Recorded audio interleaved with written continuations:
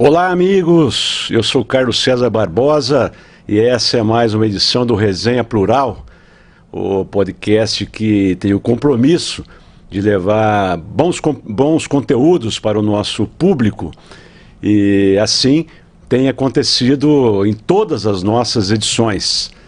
Por isso, o nosso canal está crescendo e eu sempre reitero a vocês que inscrevam-se no canal, deixem lá o seu like, acompanhem o nosso conteúdo, que de fato é um conteúdo de muita qualidade. Vocês sabem qual ou quais as aspirações do brasileiro em termos de viver bem? Uma das principais dela é viver com mais segurança. É a questão da segurança pública. E isso tem sido revelado em todas as pesquisas que se faz daquilo que o brasileiro mais quer para ele, para a família dele, para os amigos dele, é viver com mais segurança. Porque hoje, de fato, a segurança pública no Brasil ela é muito comprometida. E comprometida, sobretudo, pelo fenômeno que começou a surgir lá na década de 70, mas que foi se firmando, o fenômeno do crime organizado, das organizações criminosas. Além disso, na corrupção que subtrai dinheiro dos cofres públicos em benefício de políticos desonestos. E para falar sobre esse tema, eu convidei colega meu do Ministério Público, promotor de justiça criminal, experiente, combativo, professor de direito penal, o meu colega Haroldo Costa Filho, né? Promotor combativo, promotor de uma seriedade ímpar, né? Haroldo, obrigado por ter aceitado o nosso convite. Eu sei que a gente sempre pode contar com você quando o tema é do interesse da sociedade como um todo, né? Então, eu quero que você fale um pouquinho de você, da sua carreira, né? E depois vamos discutir aí sobre o crime organizado e as diversas espécies, diversas ramificações do crime organizado. Perfeito, amigo. Então, eu aqui agradeço o seu convite, né? Nós somos colegas aí há muitos anos, Ministério Público. Só eu estou há 33 anos, você um pouquinho mais. 37. Tempinho, né? Tempinho, razoável. Né? E que nos deu muita experiência, principalmente nessa área. Então, eu sou promotor há 33 anos, fui delegado de polícia também na capital durante 2 anos. E advoguei também quase 2 anos antes de entrar na polícia, né? Antes cheguei a estagiar na Procuradoria do Estado também. Então, só de serviço público aí eu tenho 39 anos. Olha só. Né? Mas nessa área criminal, eu estou há mais de 20 anos, né? Apesar de ter acumulado várias promotorias cíveis aí, mas desde que eu fui para Santo André em 97, né? Em 94, desculpa, eu estou exclusivamente na área criminal. Me especializei na área criminal, fiz mestrado na área de penal e processo penal. Como se disse, sou professor de direito penal também já há muitos anos, apesar de momentaneamente estar afastado em razão do excesso de trabalho no Ministério Público, né, por conta das organizações criminosas principalmente, né, que tem tomado muito tempo dos promotores que atuam nessa área. Portanto, esse é o meu breve currículo, né, e estou à disposição aí para tratar desse assunto que realmente é um assunto cativante e que toda a população tem interesse porque nos atinge, né, de uma forma geral. Haroldo, as organizações criminosas, elas foram ganhando corpo no nosso país, né?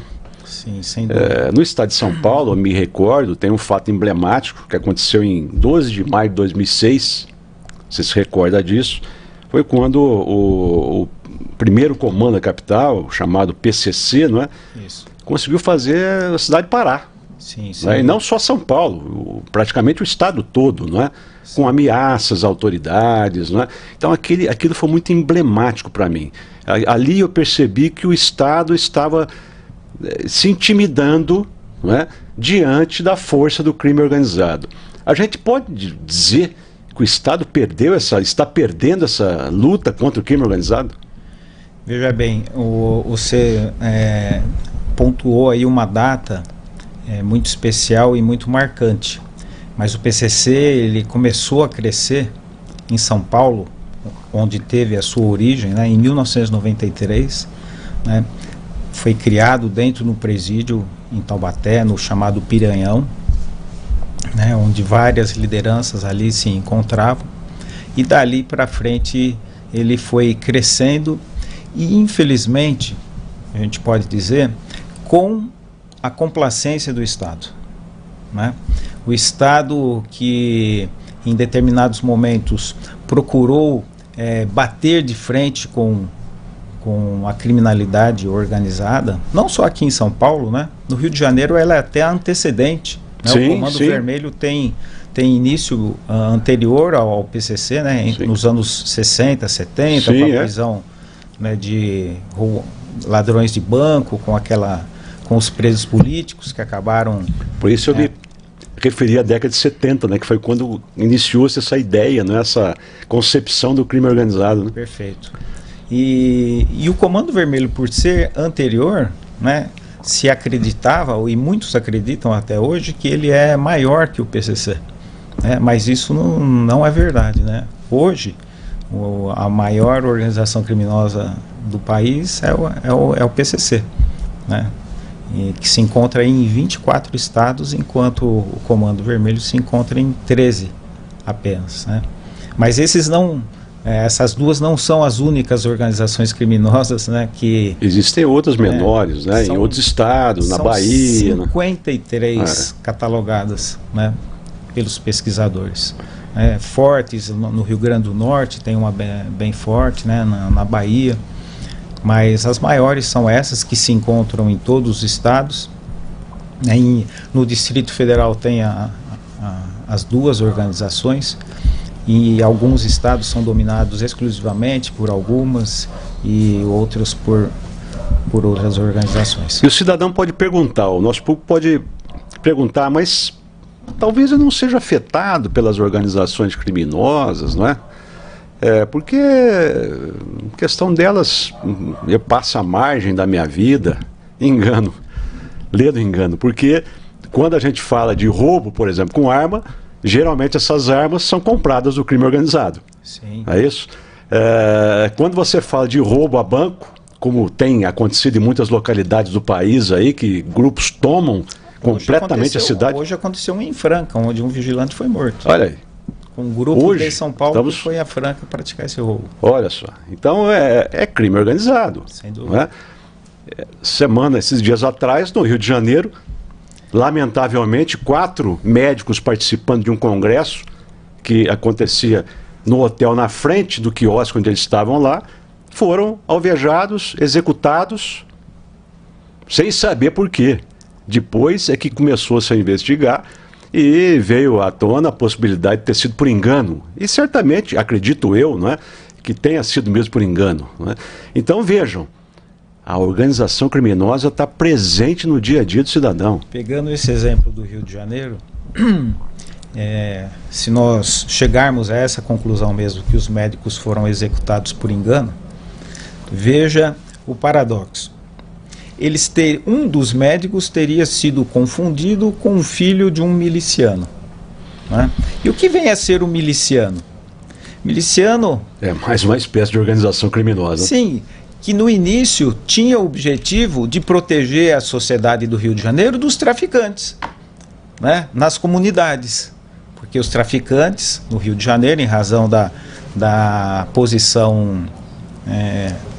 da situação dos morros, né, facilita a pessoa se esconder, os traficantes tomavam conta das comunidades e obrigavam a população a guardar as drogas, guardar armas, e elas ficavam refém dessa situação. os milicianos foram criados para combater essa atividade dos traficantes. Então eles começaram a cobrar dinheiro das pessoas para dar do cidadão proteção. Comum, do comerciante. De todo mundo, para dar proteção. Mas aí, com o passar do tempo, os milicianos perceberam que isso dava muito dinheiro. Então eles passaram, além de cobrar essa proteção, começaram a cobrar por fornecimento de gás, de transporte público, aquelas vans clandestinas, né? Que rodam no Rio de Janeiro. TV a cabo, o famoso GatoNet, né?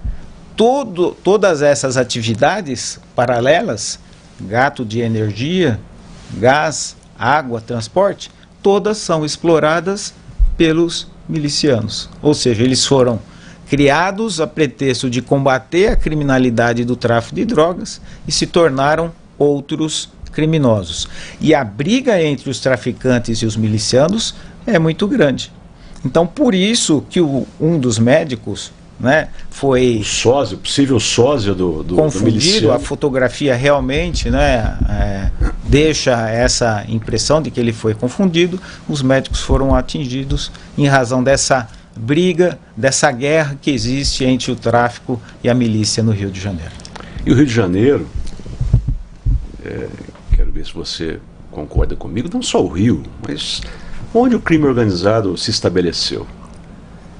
A gente observa o seguinte, que onde o crime organizado está, onde os chefões do tráfico estão, eles praticamente adotam aquela favela, aquele morro, aquele local, e adotam para receber proteção daquelas pessoas, não é? Perfeito. Então, a conclusão que a gente chega é a seguinte, que cria um verdadeiro Estado paralelo. O Estado se ausentou naquele lugar, o Estado deixou de estar presente ali, esse vazio foi ocupado pelo crime organizado. Perfeito, perfeito. Esse espaço foi ocupado inicialmente pelo tráfico de drogas, porque o traficante levava médico, dava dinheiro para a pessoa humilde da comunidade, ia até um posto de saúde distante, porque ali não havia um posto, educação, os traficantes faziam escolas nas comunidades, que não havia ainda, o poder público não conseguia chegar lá, com medo do tráfico, não deixava, né, construir escolas. Então o próprio tráfico passou a bancar serviço de saúde, educação e tudo mais, comprava gás para as pessoas, ou seja, protegia aquelas pessoas e em troca eles pediam que aquelas pessoas também protegessem o tráfico, guardando drogas, guardando dinheiro, escondendo traficantes. Era uma troca. E o curioso é que até um sistema de justiça o crime organizado tem, né? Perfeito. Nesse caso do Rio, nós vimos... Tudo leva a crer que os executados depois lá, que foram encontrados, sim, não é, foram executados no dia seguinte. No dia seguinte, a ação contra os médicos, né? O famoso Tribunal do Crime, lá o Tribunal do Tráfico, que existe no Brasil inteiro, e eles na cartilha das organizações criminosas, eles só têm um caso de pena de morte, que são nesses casos de injustiça de morte de inocentes sem autorização da cúpula da facção. Quer que dizer, foi isso, o caso. Isso, digamos, é uma, entre aspas, um código de ética. É um código de ética, dos criminosos. Dos criminosos. E veja que a justiça deles é muito mais rápida, né, do que sumária, a nossa justiça. É sumária. É sumária. Eu te acuso, eu julgo e executo a pena. Né? Imediatamente. E a população acaba entendendo que, infelizmente, né, a população acha que aquilo pode acontecer com ela também. Né? Então, o que eu vou fazer? Eu vou me portar da forma que os traficantes determinam. Recomendo. É assim que eu devo agir. Se eu agir fora, se eu sair da cartilha, eu vou morrer. Quando aqui na justiça a gente vê inúmeros casos de punições que a população não concorda, né? Entende que a punição foi muito branda, o processo demora muito, há muita possibilidade de recurso, então a população acaba desacreditando no sistema de justiça. E quando ele se depara com esse julgamento célere do tribunal, ele acaba respeitando mais os criminosos do que a nossa justiça. Ele não tem direito de defesa, né? Não tem. E quando se fala das causas, das raízes do crime organizado, muita gente fala, né? Tem muita literatura sobre isso. Então alguns falam olha, surgiu da exclusão social, né? Exclusão social que levou as pessoas a acharem uma forma de ganhar dinheiro. Outros falam da migração muito grande das pessoas do meio rural para o meio urbano, né? Não encontravam emprego, etc, etc. Então é até possível que isso tenha de fato contribuído de algum modo. Mas tem uma causa que essa para mim é algo inaceitável. A questão do exemplo das autoridades. Perfeito. E aí a gente sabe que o crime organizado ele não está apenas nos morros, nas favelas. Não, de forma alguma. Né? Ele está também no meio daqueles que usam colarinho branco. Perfeito. Aliás, eu faço uma pergunta para você. Você sabe qual é a atividade criminosa que mais prejudica, que mais causa prejuízo para o Brasil? Certamente a corrupção. A corrupção. Certamente a corrupção. A corrupção, segundo a avaliação da ONU e de entidades sérias, somente no Brasil causa um prejuízo de 200 bilhões de reais por ano. Só a corrupção. Vejam isso, 200 bilhões de reais. Que é inferior ao valor auferido pelas organizações criminosas que exploram o tráfico de drogas, que está na ordem de 20 milhões. Ou seja, o tráfico fatura 10% do que a corrupção fatura por ano no Brasil. Vejam a discrepância, né? E a população acha que o tráfico de drogas é o maior, né? É a maior organização, aquela que mais ganha dinheiro no Brasil. Não é. São os corruptos e muitas vezes incentivados pelas ações da população em geral, que acredita que está votando em uma pessoa que vai ajudá-la, mas no fundo essa pessoa conquista o voto não com a intenção de ajudar a população, mas sim de apenas resolver a sua situação, dos seus parentes, dos seus amigos, aqueles que estão mais próximos. Imagine nosso público a injeção de 200 bilhões por 200 ano. bilhões de reais por ano na economia.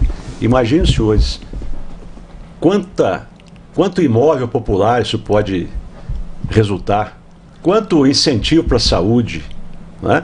Para a educação que é a base de um país desenvolvido, não é? Que é a sustentação de um país bem desenvolvido. A história mostra isso. Os países que investiram em educação são países hoje desenvolvidos, não é? Imagine, dinheiro de corrupção é dinheiro que sai da saúde, da educação, da segurança pública, não é? Que é algo tão preocupante para a população, e vai para as mãos de políticos desonestos e os seus amigos, os seus parentes, né? Aqueles os seus assessores, é isso?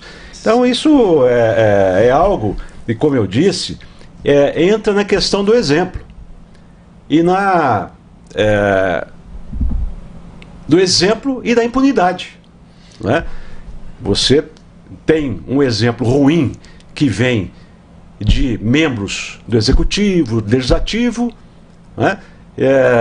Você enxerga a impunidade dessas pessoas, e esse mau exemplo acaba contaminando muitos setores da sociedade, não é, Haroldo? Sem dúvida.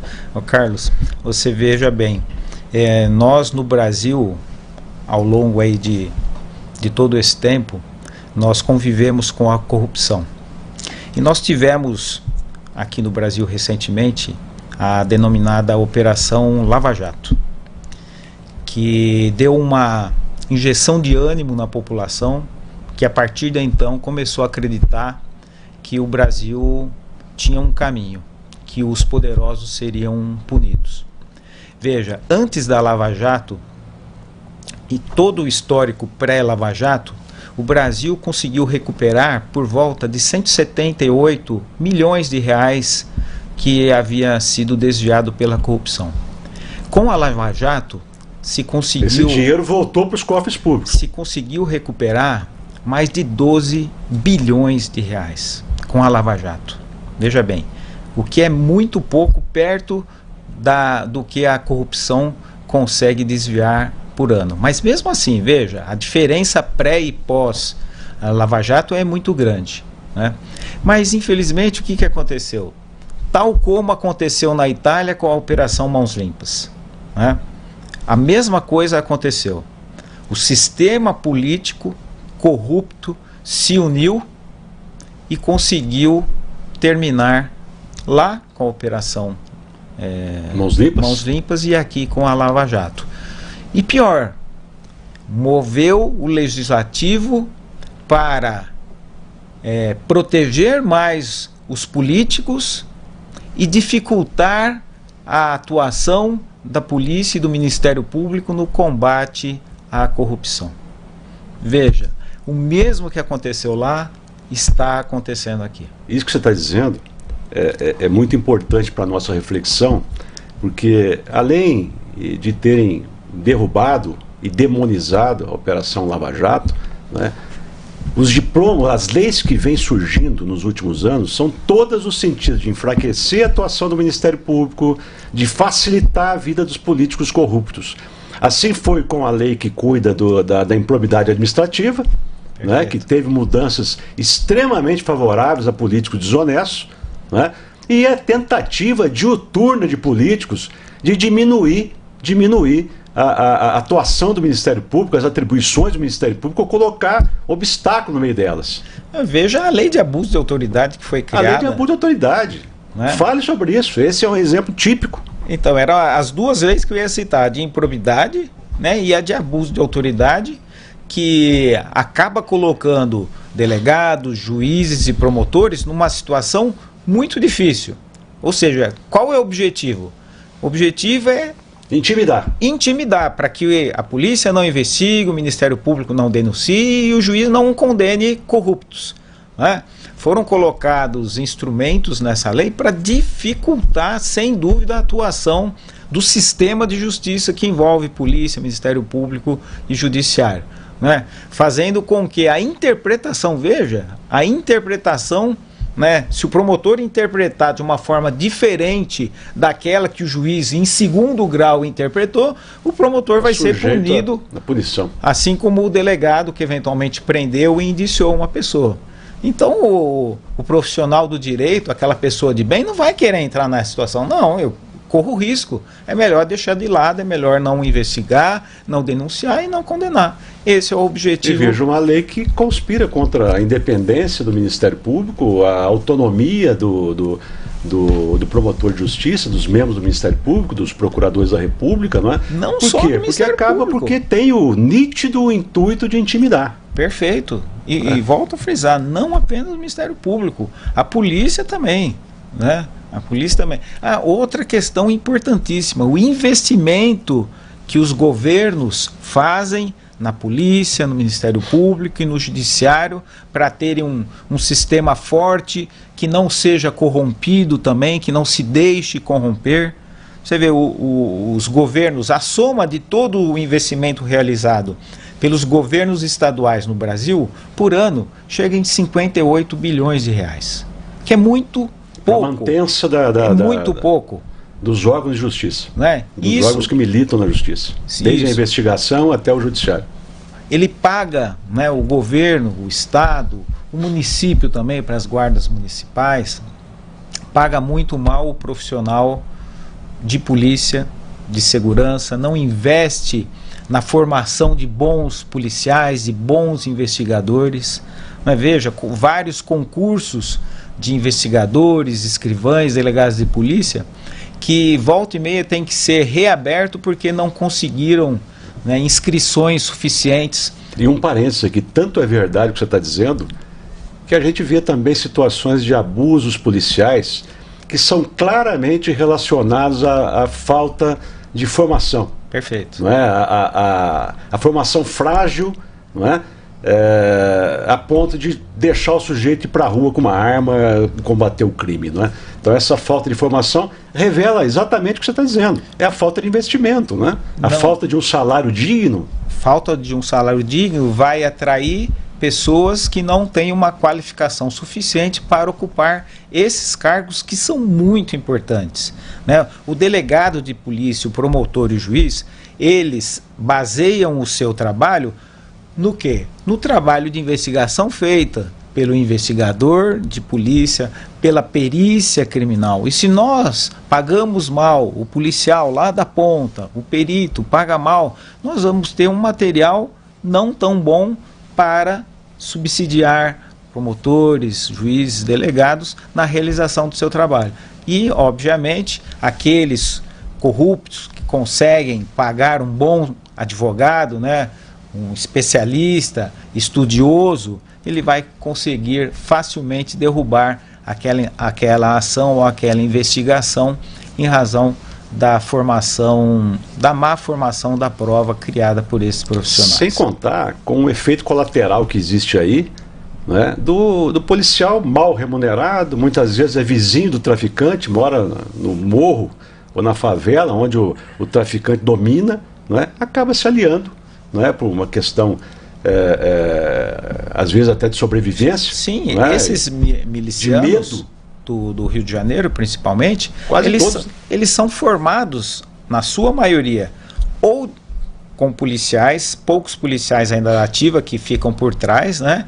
Mas ex-policiais, ex-integrantes que tiveram treinamento especializado da polícia militar do Rio de Janeiro, né? Infelizmente eles, por conta de dinheiro, acabam mudando de lado também, né? Muitos policiais, infelizmente, os maus policiais acabam migrando para a criminalidade por conta de dinheiro, de se muitas pagar vezes mais. as condições, né?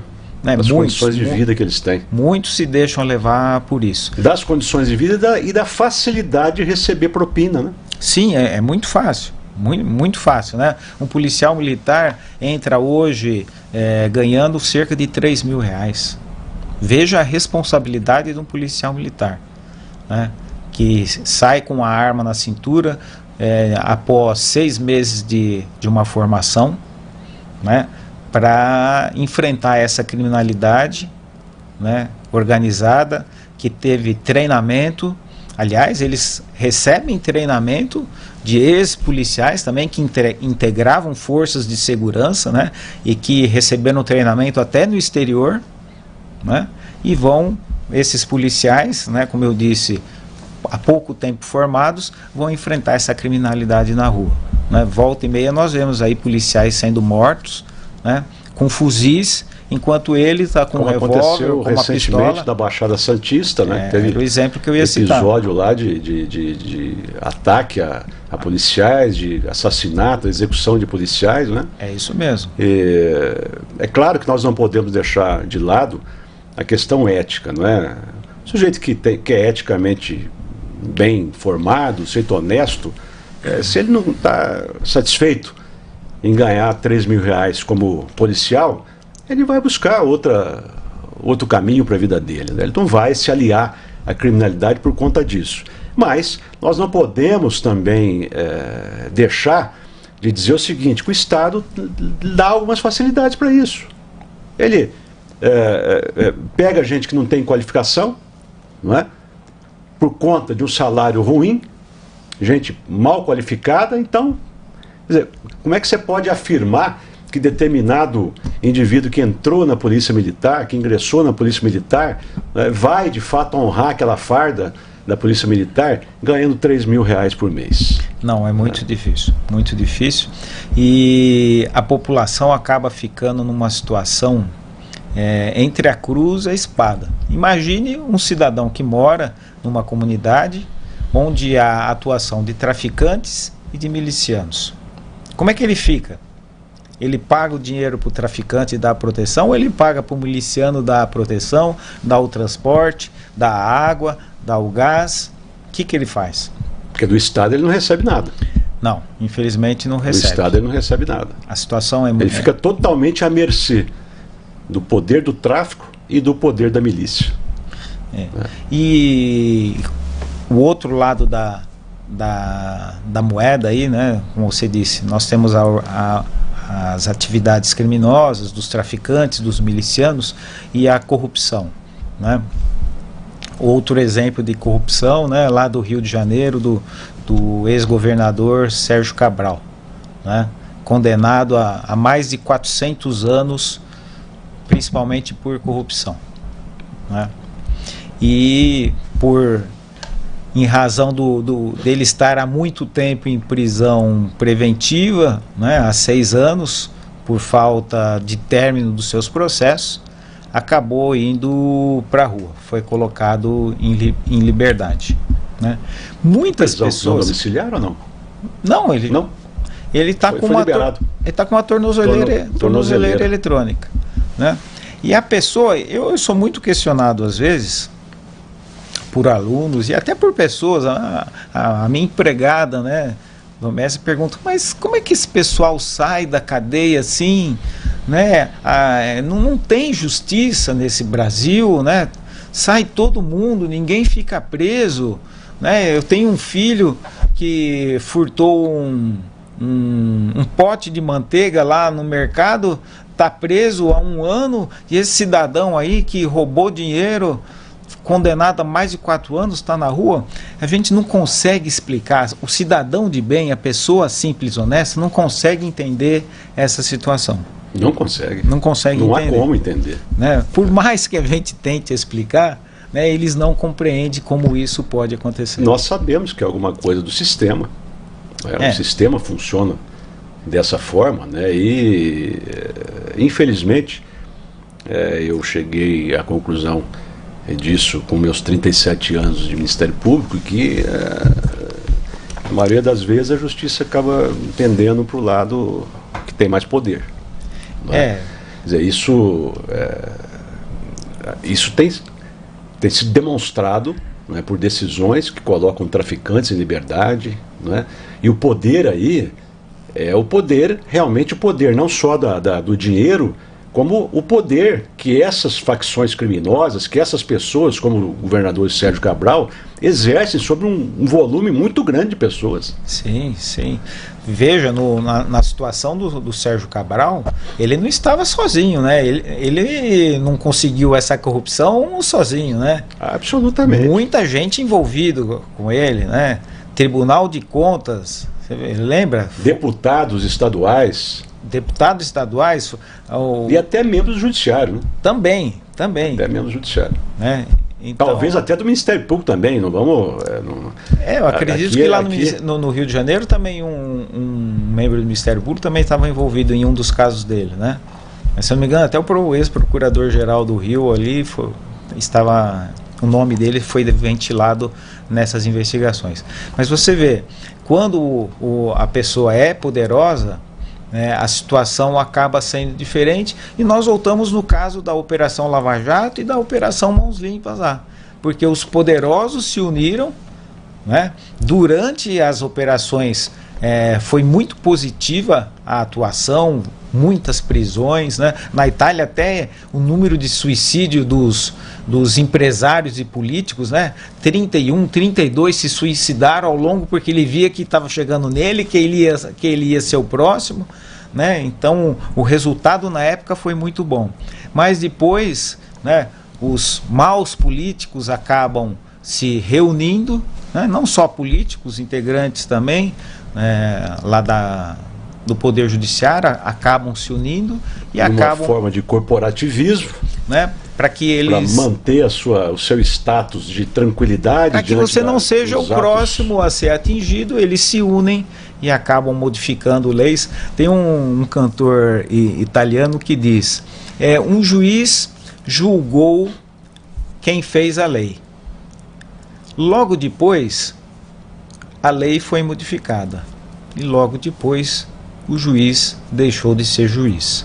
Ou seja, o juiz que julgou o corrupto acabou sendo afastado e a lei foi modificada. O mocinho virou bandido. Virou bandido. O mocinho virou bandido, como tem acontecido aqui no Brasil. O mesmo caminho tem mocinho que nós seguimos. Que foi aplaudido, e que agora está no banco dos réus. Está no banco dos réus. Um foi cassado, né? De forma totalmente também, a meu ver, absurda, né?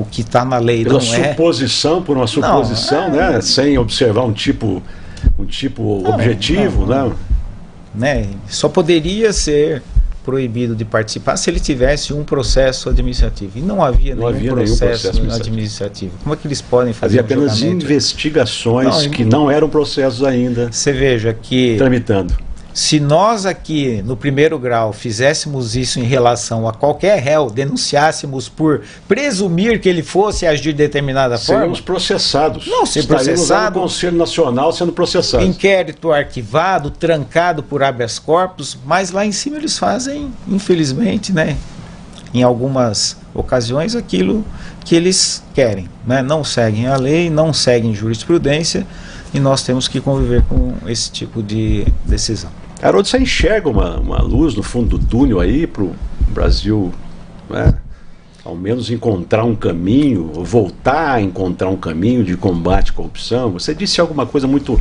interessante da Mãos Limpas. Eu me recordo que alguns anos atrás eu assisti a uma fala num congresso de um dos promotores que participaram da Operação Mãos Limpas. E ele cantou essa bola.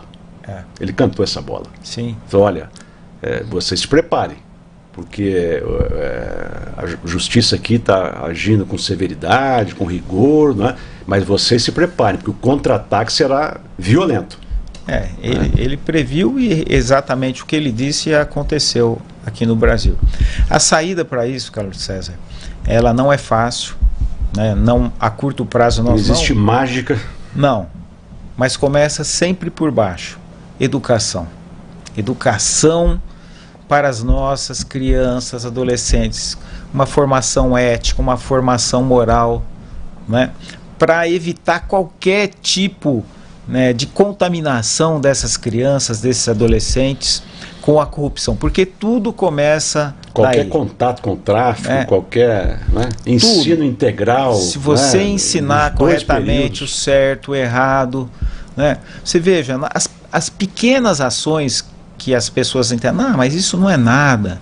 Você vai numa padaria, você paga um valor num pãozinho, você vê que você recebeu ali dinheiro a mais. O que você deve fazer corretamente? Você deve devolver. Não, tem muita gente que fica com o troco. Tem muita gente que leva multa de trânsito e pede para o pai, para a mãe, para a esposa, para outra pessoa ficar com aqueles pontos. Fala, mas todo mundo faz, mas isso está errado. É eticamente incorreto. Né? Então você não pode dar esse tipo de exemplo, porque a criança vê isso acontecendo dentro da casa dela. Né? Um atestado médico falso. O cara não quer trabalhar hoje, ou quer ir viajar. Compra um atestado médico. Todo mundo faz. Mas tudo isso, você veja, a soma de todos esses pequenos atos de corrupção causa um grande prejuízo para o país. Isso vai se refletir na hora de você votar em um deputado, um senador, um vereador, um prefeito, né? Porque alguém vai te prometer uma vantagem. E você vai aceitar? E você vai aceitar porque você já está acostumado a fazer esse tipo de conduta. Está no seu dia a dia. Então, eu volto a frisar. Para a gente mudar o rumo desse país, nós precisamos investimento pesado investir em educação. Muito em educação. O Estado tem que investir em educação. Em educação e em outras ferramentas de inclusão, como o esporte. Sim, o esporte é fundamental. Nas comunidades, né? O esporte como inclusão social, como ferramenta de inclusão social, a cultura como ferramenta de inclusão social. Quer dizer, a educação. Eu englobo tudo isso, essas outras a educação, né? É tudo educação. Que o país precisa para melhorar. O esporte dá disciplina para a pessoa. Né? É importante. Quando eu falo educação, sem dúvida engloba tudo isso, principalmente o esporte. O esporte, você vê exemplos lá em comunidades, não só no Rio de Janeiro, em todo o Brasil, onde muitos voluntários que não ganham nada, né, acabam retirando crianças da rua. Porque realizam o serviço voluntário. Por isso mesmo. E acabam tirando as pessoas e inclusive, encontrando aí expoentes, né, do esporte que acabam se tornando atletas profissionais até em nível mundial, né, com o trabalho dessas pessoas que são desconhecidas do público em geral e que acabam contribuindo em muito para a formação, principalmente do caráter dessas crianças. E falar de ética é muito importante, viu, Haroldo? Coisa que parece que é um tema meio esquecido. Não sei se no país ou no mundo, não é? A gente observa essas guerras aí acontecendo também, a gente vê que o mundo está vivendo uma situação de inversão de valores, né? de sobreposição de valores ruins aos valores bons, e a gente sabe que o cumprimento da lei muitas vezes não basta. A ética é importante. Sem dúvida. Porque se pautar por um comportamento ético nem sempre significa seguir a lei, mas é uma prática boa, não é? Uma prática boa, uma prática justa e uma prática que coloca o interesse coletivo acima do interesse individual. Quando eu era criança, na escola, eu tinha uma disciplina, educação, moral e cívica. Isso é do nosso tempo. Então, isso não existe mais, isso foi tirado das grades, né? E isso, para mim, foi um diferencial na minha vida. Eu tive professores dessa disciplina que moldaram o meu caráter desde quando eu era criança. E eu não percebi isso, só vim perceber isso depois de adulto.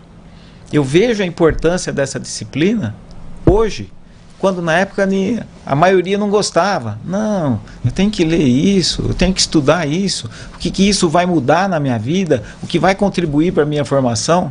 Tá aí.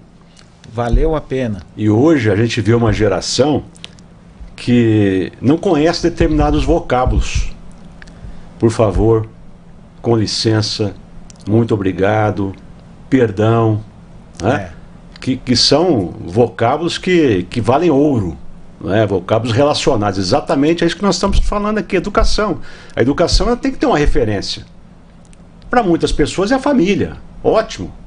Mas às vezes a família não basta. Às vezes o sujeito vive numa família desorganizada, e de lá ele não vai extrair nada de bom também. Então ele precisa ter uma referência, e essa referência, na maioria das vezes, vem nas escolas, na educação, no exemplo de um professor. Não é isso? O professor é um espelho de muitos alunos, né? Como você disse, às vezes a casa ela não é organizada, né? Às vezes é composta apenas por um integrante, né? Ou, na maioria das vezes, né? Só pela mãe. Né? E às vezes quando não se presencia violência doméstica, o irmão que é ligado às drogas, né? O usuário de droga, ou talvez até traficante. Então isso não é fácil para aquele que está começando a vida, né? São exemplos ruins. Muito e ruins. A mudança, a chave de mudança disso está na educação. Então. Está no cara que vai buscar lá fora. Não, você vai treinar comigo futebol lá.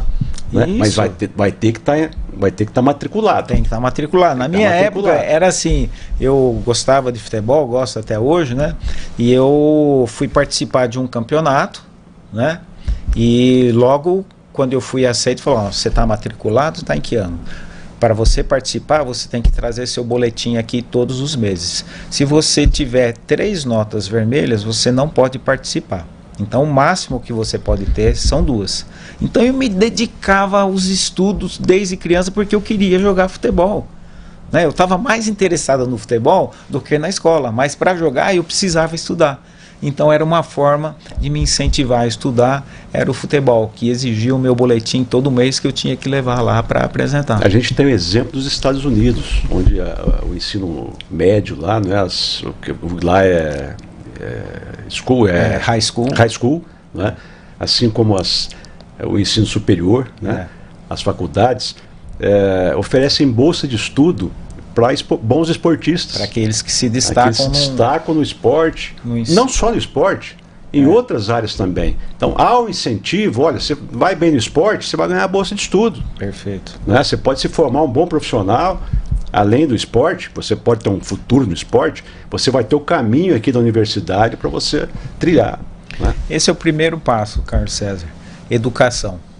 E, de outro lado, o Estado tem que investir no sistema de justiça, tem que pagar melhor o policial em todas as suas carreiras, o policial militar que vai o dia a dia ali no combate, né, a cara com a criminalidade. Ele precisa ter uma formação melhor até para a proteção dele, porque senão ele vai morrer, né? Ele tem que ter uma formação. Você vê os quadros hoje da Polícia Civil no estado de São Paulo, é reduzidíssimo. Nós temos concurso aí aberto para 700 vagas, mas não consegue preencher só para delegado. Então, por quê? Porque está pagando mal, precisa pagar melhor. Isso traz um prejuízo imenso para o combate ao crime, porque é a Polícia Civil que faz as investigações. É isso mesmo. Nós ficamos aí com a situação da investigação muito debilitada, porque ainda não temos, primeiro, profissionais suficientes e outros profissionais não tão qualificados para fazer essas investigações. Haroldo, nossa conversa está muito boa aqui, né, cara? A gente poderia ficar aqui até... Olha, já estamos quase 1 hora de programa. Nossa, aqui, né? Mãe. O Rafa depois vai me dizer lá quanto tempo, mas eu acho que já estamos chegando quase 1 hora aqui de conversa. Eu quero te agradecer. Muito obrigado por ter aceitado o nosso convite. Eu espero que você venha outras vezes aqui, né? Você sabe a admiração que eu tenho por você, o carinho que eu tenho por você. Igualmente, amigo. E eu gostaria muito que você participasse com mais frequência aqui do Resenha Plural, porque você traz bom conteúdo, né? E bom conteúdo é o compromisso do Resenha Plural com o nosso público, né?